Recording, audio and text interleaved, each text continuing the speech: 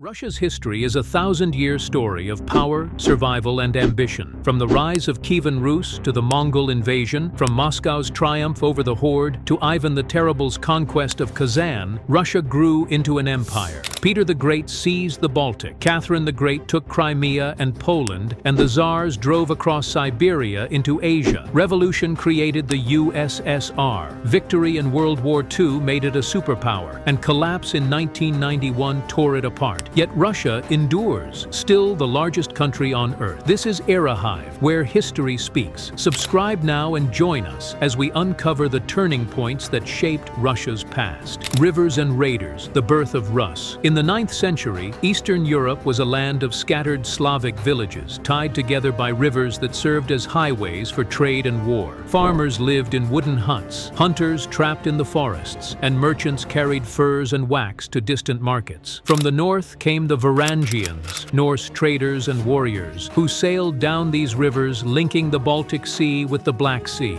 At first, they came as raiders, seizing wealth and captives, but soon they stayed. They established settlements at Novgorod, Smolensk, and Kiev, ruling over local Slavs, while slowly blending into their society. By the 10th century, these new rulers, known as the Rus, built a state centered on Kiev. It was not a centralized kingdom, but a loose federation of principalities, bound by dynastic ties and trade routes. The most important moment came in 988, when Prince Vladimir of Kiev converted to Christianity and ordered his people baptized in the Dnieper River. This tied Rus to the Byzantine world, bringing new faith, literacy, and culture. Kievan Rus flourished as a center of trade and faith, but it was fragile. Its unity depended on princes working together, and its wealth depended on rivers open to merchants and raiders alike. It was a beginning, a foundation for what would later become Russia. Fire on the steppe, the Mongol yoke. In the early 13th century, the princes of Rus faced a power unlike any they had ever known: the Mongols. Riders from the steppes moved with speed and discipline that stunned Europe. In 1223, the Rus princes united against them at the river Kalka. The battle was a disaster. The Mongols crushed the coalition, then withdrew, only to return years later with overwhelming force. In 1240, Kiev, the jewel of Rus, was burned to the ground. Its churches were looted, its population slaughtered or enslaved. Across the land, cities were razed, and survivors forced to submit. For more than 2 centuries, the Russian principalities lived under the rule of the Golden Horde. The Mongols demanded tribute: grain, silver, livestock, and slaves. Local princes kept their thrones only if they traveled to the Horde's capital and received approval from the Khan. For ordinary people, the Mongol yoke meant heavy taxes and constant fear of reprisals. Villages that resisted were annihilated. Yet amid this oppression, some principalities learned to adapt. Moscow in particular grew quietly, collecting tribute for the Horde while building its own power. The Mongols never ruled directly. They allowed Russian princes and the Orthodox Church to function, but their presence left a deep scar. Rus survived, but weakened and divided, waiting for a city strong enough to challenge the steppe masters. Gathering the lands, Moscow rises. By the 14th century, Moscow was just one of many small principalities under Mongol rule, but its princes learned how to survive and how to grow. They served the Khans faithfully, collected tribute from their neighbors, and slowly turned Moscow into a center of wealth and power. Marriage alliances strengthened their position. Fortifications of stone replaced wooden walls. The Orthodox Church, seeking safety from Mongol raids, moved its seat to Moscow, giving the city spiritual authority as well as political strength. Step by step, Moscow absorbed its rivals. Novgorod, the wealthy trading republic of the north, was brought under control in the 15th century. Tver, once a powerful competitor, was subdued. Piece by piece, the lands of Rus were drawn into Moscow's orbit. The final break with Mongol rule came in 1480 at the Ugra River. Moscow's Grand Prince Ivan III refused to pay tribute. Armies faced each other across the water, but no battle came. The Mongols withdrew, ending 2 centuries of domination. Moscow now stood as the heart of a new Russian state. It called itself the Third Rome, the heir to Byzantium and the defender of orthodoxy. A new chapter had begun, one of centralization, expansion, and ambition. Ivan's thunder, Kazan, Astrakhan, and the Caspian door. In 1547, Ivan IV was crowned as the first Tsar of all Russia. History would remember him as Ivan the Terrible. His reign marked the beginning of a new phase, aggressive expansion. To the east stood the Khanates of Kazan and Astrakhan, remnants of the Golden Horde. For Moscow, they were both a threat and an opportunity. Controlling them meant securing the Volga River, the great artery that led to the Caspian Sea and the riches of Persia. In 1552, Ivan led a massive army against Kazan. The siege was long and brutal, with towers, cannons, and relentless assaults. When the city finally fell, thousands were killed or displaced, and Orthodox churches rose where mosques once stood. 4 years later, Astrakhan was taken, giving Russia command of the lower Volga. For the peoples of the steppe, Tatars, Chuvash, Mari, this conquest brought forced conversions, heavy tribute, and waves of resistance. For Moscow, it was a triumph. Russia had pushed beyond its medieval heartland and opened the door to the vast lands of Siberia. Ivan's victories showed that the Russian state was no longer just defending itself. It was building an empire. Across the Urals, Cossacks and the Siberian Sea of Trees. Beyond the Ural Mountains lay Siberia, an immense wilderness of forests, rivers, and frozen plains. For Moscow, it was both a frontier and a fortune. The prize was soft gold, furs of sable, fox, and ermine, more valuable in Europe than silver. The spearhead of expansion were the Cossacks, bands of free warriors, hunters, and adventurers who lived on the fringes of Russian society. In 1582,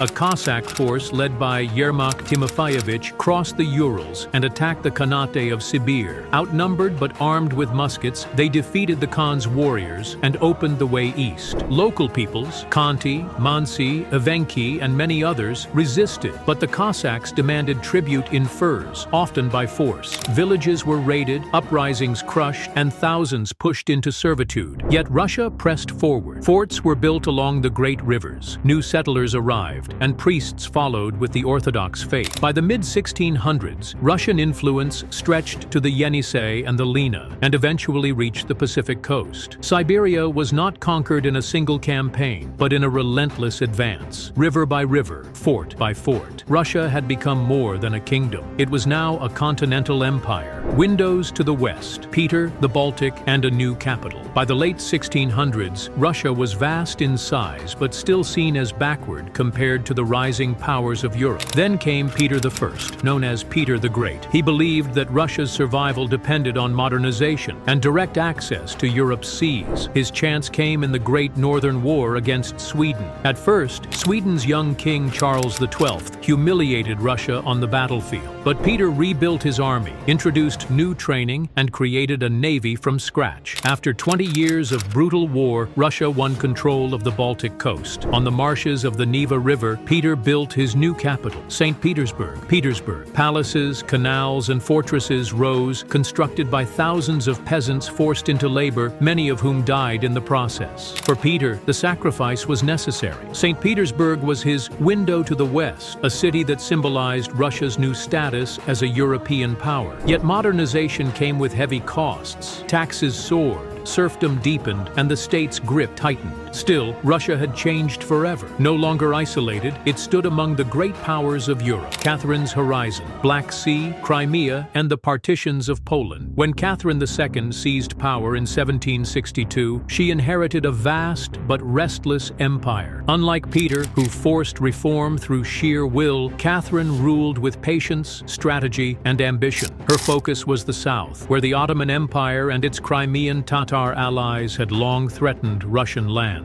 In 1768, war broke out with the Ottomans. Russian armies advanced across the steppe, and by the Treaty of Küçük-Kaynarca in 1774, Russia gained access to the Black Sea. The decisive moment came in 1783, when Crimea was annexed outright. For the first time, Russia had a warm water port on its southern frontier, and with it, new power in the Mediterranean world. Catherine also turned westward. The Polish-Lithuanian Lithuanian Commonwealth, once a strong state, had weakened through internal divisions. In 3 partitions, Russia, Austria, and Prussia carved it up. By the end, Russia controlled much of Ukraine, Belarus, Lithuania, and parts of Poland itself. For ordinary people, this expansion meant new rulers, new taxes, and often forced integration into an empire that demanded loyalty to the Tsar. For Russia, it was a triumph. Catherine had secured its place as one of Europe's great powers. By the 19th century, Russia had become the largest empire on earth, but its leaders still looked for new frontiers. To the south lay the Khanates of Central Asia, Khiva, Bukhara, and Kokand,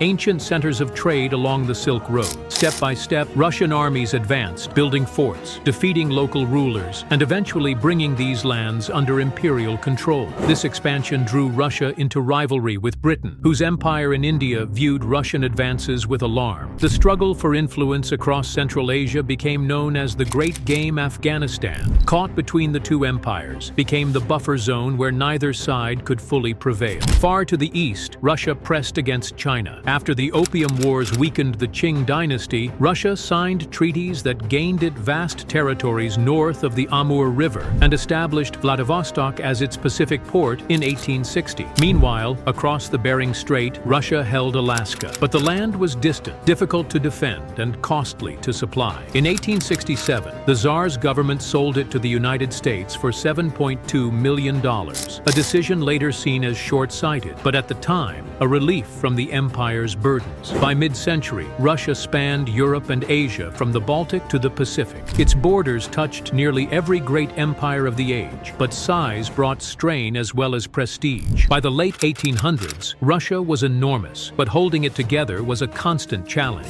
The answer was steel. The Trans-Siberian Railway, begun in the 1890s, stretched thousands of miles across forests, rivers, and mountains. For the first time, soldiers, goods, and settlers could cross Siberia in weeks instead of months. It was an achievement that bound the empire more tightly than ever before. Yet beneath the surface, pressure was building. Serfdom had been abolished in 1861, but millions of peasants remained poor and burdened with debt. Factories rose in Moscow and St. Petersburg, but industrial workers toiled long hours in harsh conditions, fueling unrest. Strikes and protests spread through the cities, while nationalist movements stirred among Poles, Finns, Armenians, and others within the empire. Foreign wars deepened the crisis. Against the Ottomans in the Balkans, Russia gained little despite heavy costs. In the east, conflict with Japan proved disastrous. In 1904 to 1905, the Russo-Japanese War ended in humiliation as the Russian fleet was destroyed at Tsushima and Port Arthur was lost. At home, anger boiled over. The revolution of 1905 shook the empire with strikes, peasant uprisings, and mutinies. Though the Tsar granted limited reforms, the unrest revealed how fragile the empire truly was. Russia had reached the height of its size, but its foundations were cracking. By 1914, Russia stood among the great powers of Europe, but World War I pushed the empire to the breaking point. Millions of soldiers were sent to the front, poorly equipped and often hungry. Defeats against Germany and Austria piled up, and at home, food shortages turned into famine. By 1917, the crisis could no longer be contained. Strikes and protests in Petrograd spread,